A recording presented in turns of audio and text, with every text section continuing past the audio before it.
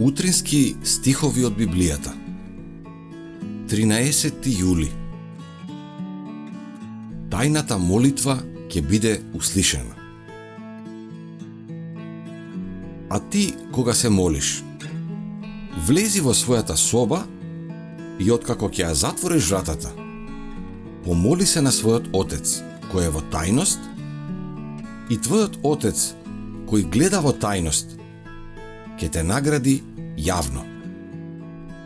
Матеј 6:6. Семејната молитва и јавната молитва си имаат свое место. Но тајното општање со Бога е тоа што го одржува животот на душата.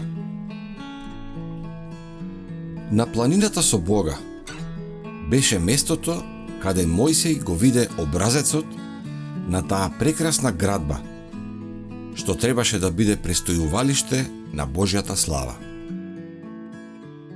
На планината со Бога, тајното место на заедница, тоа е местото каде треба да размислуваме за неговиот славен идеал за човештвото. На тој начин ќе бидеме оспособени да го обликуваме својот карактер, така што врз нас да може да се исполни ветувањето: ќе живеам во нив и ќе одам помеѓу нив, и ќе им бидам Бог, а тие ќе бидат мој народ.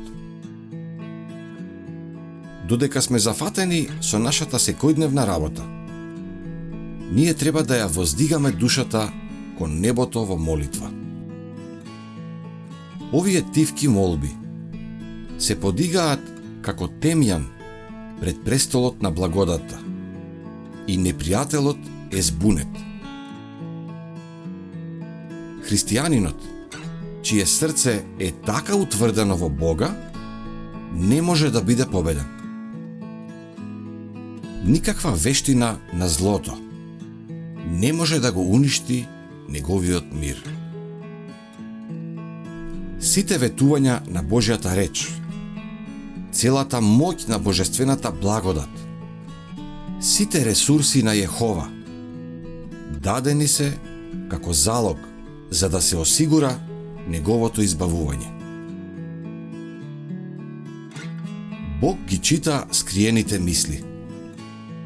Ние можеби се молиме во тајност, но оној што гледа во тајност ќе чуе и ќе не награди јавно.